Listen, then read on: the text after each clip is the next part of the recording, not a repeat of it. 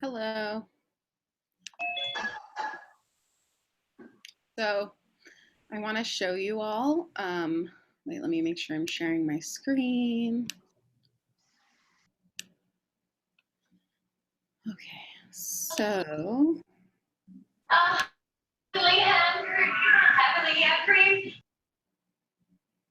here's some sounds. So I want to let you know when you go to your Zoom, when you open your Zoom account, how do I get back to this? I don't know how to put this in the front. Anyway, over here, if you're in your Zoom area, you can hover over, click on your name, and then go to settings. And when you click on settings, this screen pops up right here. So if you're in Zoom, you go to your settings, and then you click on audio. And then down here, you can put mute microphone. You want to click that, mute microphone when joining a meeting. And then when you log on, every time you're already going to be muted. So again, I just want to show you if you're opening your little Zoom thing, if you're in your app or if you're on your computer, you can go to your Zoom settings. I can't mute you all, but you can make a setting. I'm just trying to mute people. So this is what I would love for everyone to go to their settings in your Zoom.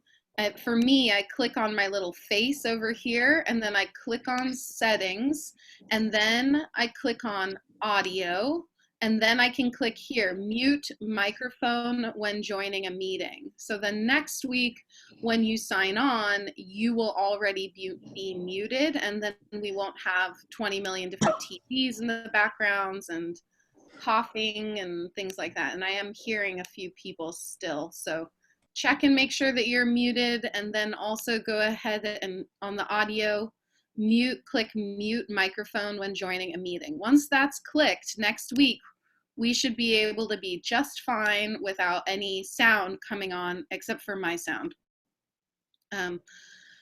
Okay, so welcome to a great day. I'm really excited about teaching these artists. Betye Saar is our first artist of the day. Betye was born in Pasadena, California, just like me, in 1926, July 30th. So she is a California born and raised in Watts, California. I don't know if you've ever been to Watts, but it's a pretty rough area. There's a lot of like state housing there, and it's pretty I don't know, high in whatever you call you know, crime, that's the word I'm looking for. Anyway, so Watts, California, so that's like north, Pasadena's in northeast LA. And Betye had she's a mother, she's an artist. She starts out with printmaking, and she's very interested in mysticism, in tarot, in astrology, in hands and sort of how to read hands, things like that. So a lot of her work in the beginning is based on that stuff until later on she goes to the exhibition of Joseph Cornell at the Pasadena Art Museum in 1967, and she's really influenced by his, the word of the day is assemblage, or assemblage, so taking things from all over. You can see her in the picture down below. Just trying to mute a few people.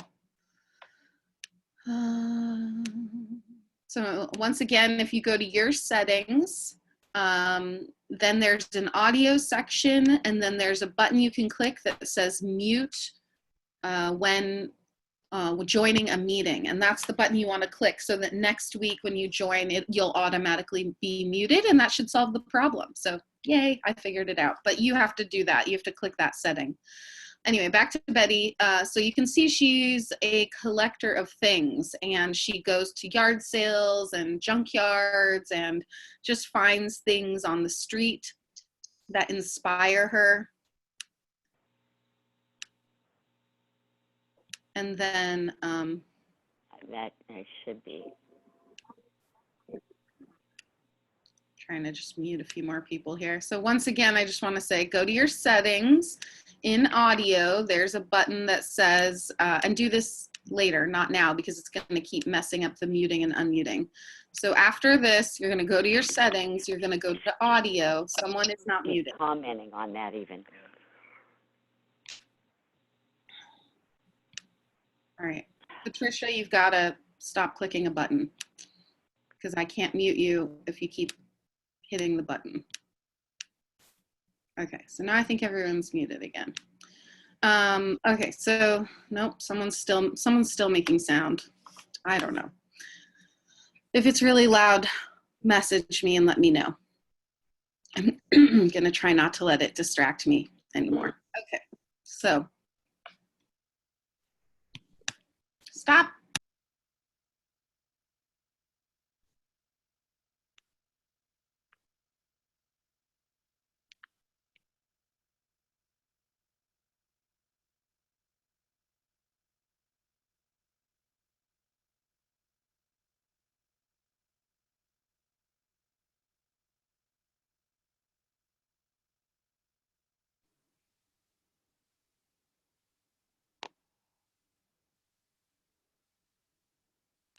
Oops, thank you. So awesome collage is not just collage, it is putting things together, three-dimensional objects with two-dimensional objects, painting, collage on top of found objects with paint, with any sort of, I don't know, well, I've muted you many times and you keep becoming unmuted. So don't touch it, don't mute yourself. I can't deal with this. We've got to figure something else out.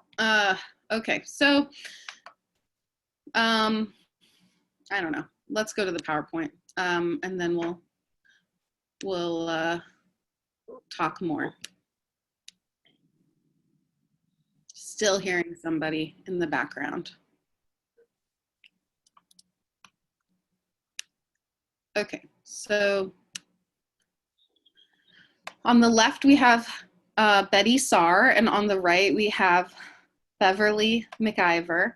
Beverly McIver was born in 1962, so she's, Betye Saar is still alive, and she just had a really big show at the MoMA, really exciting show, and Beverly McIver is also alive. So both of these artists are alive, but slightly different 40-year age difference, and Beverly was born in Greensboro, North Carolina, in the projects, as she calls them. And then she's the youngest of three sisters, and the middle sister is handicapped. Her name is Renee, and she has the age capacity of about a third grader. And so she had grown up with a single mother who was a cleaning lady, and she had her sisters to care for. She had her middle sister, Renee, more to care for. But her mother mostly cared for her sister, but they grew up together as a single parent family in the projects on welfare with very little money, and she was bused every day to white schools, as she says, and she was given a pretty good education that way. She said that she would sort of hide her poor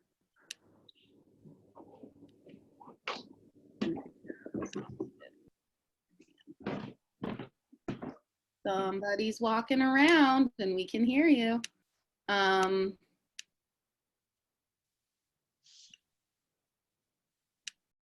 don't know. Ghoul, you've unmuted again.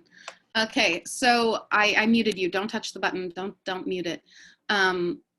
So back to what I was saying. So Beverly grows up in Greensboro, North Carolina. At a very young age of 7, she joins a clown club, and they paint her face white, and they dress her up as a clown, and she enjoys it. She likes, getting to dress up and act like a different character.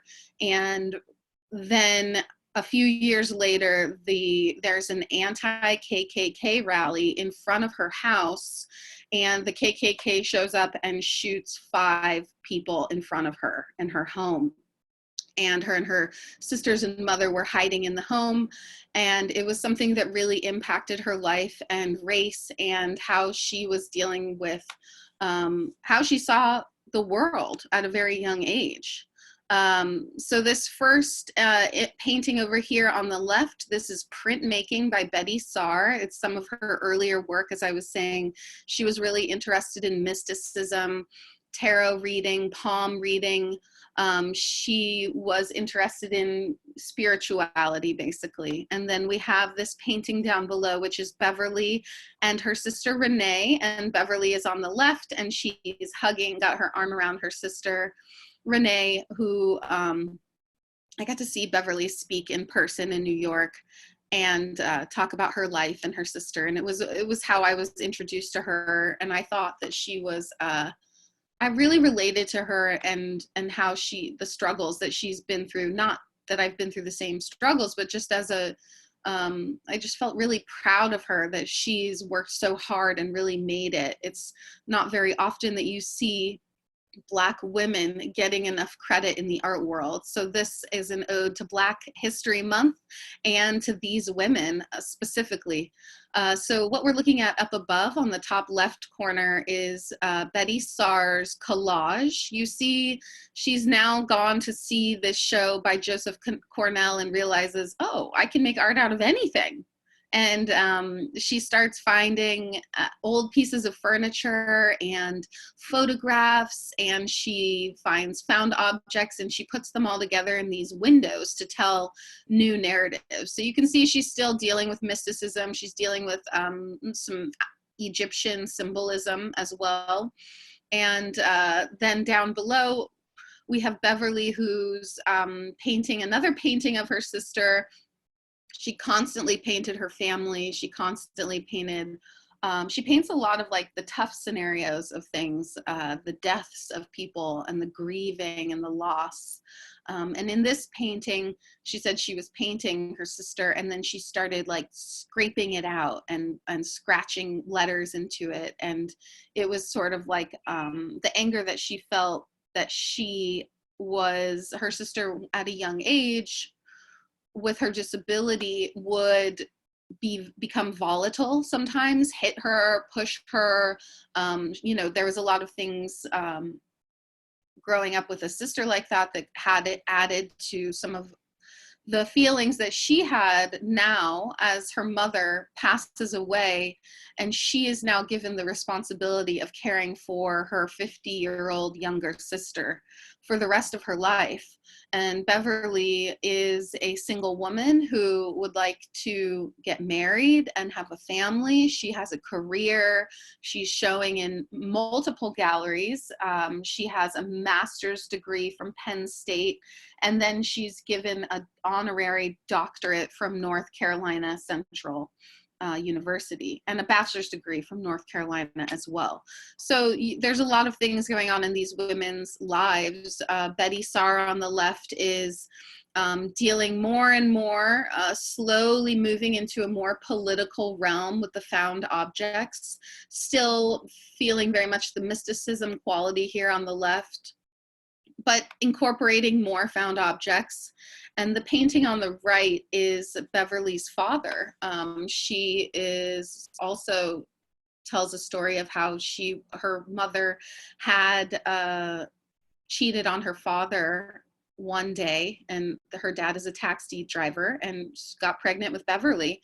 And so she does not have the same father as her sisters, and didn't really even know who her father was until I can't remember what age, but there's so here she is painting her father much later in life as he's getting older and older, and she seems to do this a lot. So this one on the left here is a very important piece by Betye Saar. This is what's the name of it? Excuse me.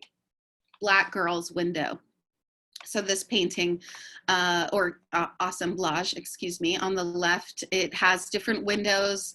The first are dealing with the moon and the stars, which is symbolic for the mysticism. The second row has to do with death and mortality and race, I believe. And then there's more symbolism from tarot cards, that lion and sun. In the middle bottom square, there is a family member of hers, a great, great, great aunt who was a slave. And then there's an eagle or something that says love. So then there is a very Black figure with its hands pressed against the glass of life, as she says, looking out into the world. So the top is mysticism. The middle, excuse me, is about family here. And then death is in the center. And she's a Leo, so that's what the lion is for. So all of this is a self-portrait coming out in different symbols and different ways. And she, this piece is really, remember Carrie James Marshall? We talked about his work last semester. And he also uses pure Black paint to paint the Black bodies to be unequivocally Black and beautiful in that form. Beverly McIver on the right is painting a self-portrait of herself. She uses photographs. She projects them onto the walls, or she changes them, prints them, posts them out, and uses them as her main inspiration. And I think you can tell that from her work. I also think that she pulls out more than the photograph can. She really pulls out more emotion with the paint. And she says that too, you know, I can really get even more emotion by using the paint than you can from the photograph. You can see her here, like you can feel the emotion in both of these and the inner struggle that's happening in both of these pieces. And that leads us to much more intense work dealing with race and racial issues that have happened through the years growing up as women in America, Black women in America. So on the left, we're looking at one of these old figurines that was made as a very stereotypical versions of Black people depicted often as cleaning ladies, slaves, as Mrs. Butterworth's maple syrup. So what she's done here is she's found these objects, and she said, you know, partially she found them and bought them so that nobody else could, so that they wouldn't fall in the wrong hands of actual people who were using this as a racist symbol, decorative element in their home. And instead, she's put with her a gun, she put with her the broom, she put with her the American flag, she's got symbols of the Black crow, and she's really, and it says liberation on the top. So she's really taken this symbol that was meant to be sort of making fun of Black people and making fun of stereotypes of things that they decide that Black people have, like big lips and black dark skin like that, and that they wear clothes to clean your laundry. And they've taken all of this out of context and said, you know what, we're going to reclaim these figurines. We're going to make it into something radical. These stereotypes that are not okay. Now you see, no, says my internet is unstable. Come on, Mercury in retrograde, work with me here. Okay, so on the right, we're looking at a painting, and you have to remember Beverly's mother was a cleaning lady her entire life and worked in white people's homes, cleaning their homes and nannied for their children. And here's Beverly, who previously as a child would paint her face white, now reclaiming blackface face mask and painting her face blacker, excuse me, in the painting, and looking at this white doll. Growing up as a little girl, always never having dolls that looked like you, you know, never having anything that really represented you and your culture. There definitely weren't any paintings in museums representing these women, and now there are, so that's pretty exciting. Whew, I'm passionate about this today, guys. My On the left, we have a collage and painting by Betye Saar. If you go to her website, this is the only photograph on the website, and it has like a poem, and that's it. I think she's 94. And I saw a solo show of hers in LA, in Culver City. She is showing plenty now.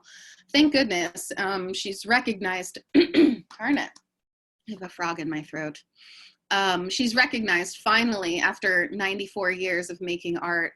One thing I really love about her in an interview that I saw is she talks about being a mother, I think of 4 or 3 children, a single mother as well, I believe. And the interviewer says, you know, how do you handle being a mother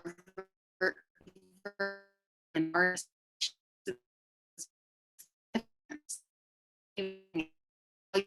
Your time, and it's about being creative, and I really loved that.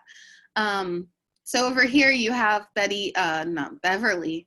It's confusing, both of these B names, dressing up, playing parts, breaking down stereotypes. Here we have another depiction of the cleaning lady or the nanny. She's painted her face black, and she's caring for a white little girl, and you know they're having playtime. They're having this nice, beautiful little moment where she's playing with her doll. And so it's not to say that you know, all of these moments are horrible and hard. Oftentimes it is the nannies and the cleaning ladies who spend so much time with the children. I was a nanny for many years and a cleaning lady. And, you know, you have to do what you have to do as a woman to make it. I love this piece up top by Betye Saar, which is some of the rare moments where we get to see some of her beautiful figure drawing work. Also, a mother holding a child, only this time it seems like the mother and the child together.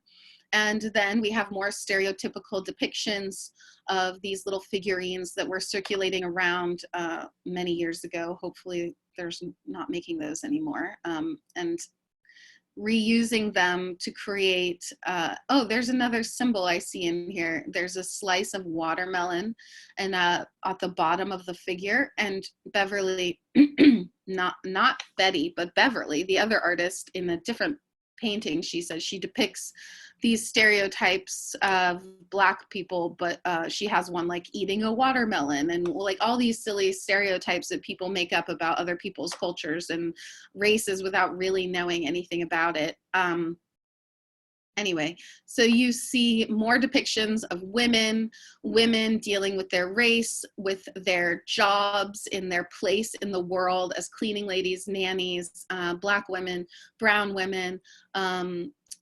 It's about the strength of tears, the fierceness of love. These symbols that they're using they're tough. These are brave women to make these paintings. To me, I think these are some of the most brave works of art I've ever seen. It's not easy to have this conversation. It's not easy to put this in people's face. And it's absolutely really, really important that this work is shown in the world and represented. More beautiful work on the left. You can see several different assemblage, word of the day, assemblage, assemble these together to create an assemblage.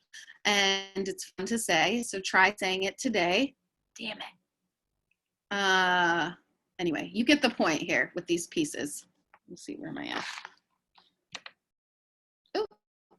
That was it. Okay, so one more thing. I wonder if so if you look at our lesson for the day, you scroll down, click on Betye Saar, or you just click the link that I sent you in the email, and it has the handout that I gave you. It has the same writing, but there are some really wonderful articles about both of these artists, and I would love for you to actually, I'm just gonna open this up and play it for a second while I talk, because I want you to see her studio is just filled with objects that she's collected. And at this point, you know, she said her favorite thing to do is just walk into the room and go through all of the things that are in her studio and see how they can fit together, find different ways to puzzle piece these things together. So I hope you'll take a moment to watch some of these videos. And the other thing, I did not connect on the website, but you can look it up on Amazon Prime. If you have Amazon Prime, look up Raising Renee, and that is an hour and 20-minute video of Beverly McIver and her sister and how they make it through. It's a really great story. So here's a beautiful video of all the figurines, and this is like a 2-minute video, so you can listen to her now instead of me. But I would love to I'd love to hear you. I'd love to hear your thoughts on these works. I'd love to hear you tell me what you think about putting yourself in the work like this and using found objects. Maybe try making an awesome collage yourself. You can see she's color-coded her objects. She puts them in theme. She talks about the symbolism, the stereotypes, and I think both of these women are really brave and they're really powerful, and these works of art are something that represents something that's needed to be represented in galleries and museums for a long time. And I'm happy to say that Betye Saar had a solo show at the MoMA last year. So look her up. I'm sure there's shows around, and check it out. Let me know how you feel about these artists. Please, please, please leave a comment on the comment section. There's like 2, 3 people do it every time. Those same 3 people, and the rest of you I don't hear from. If anybody wants to drop the class, you need to let me know. I can drop you now. Otherwise, you're stuck. No, you're not stuck. But let me know how you enjoyed this video, and I will record it and then post it for the rest of everybody else. So there's 24 people on today. That's the most I think I've ever had, and that is awesome. You guys rock. Thank you. Bye.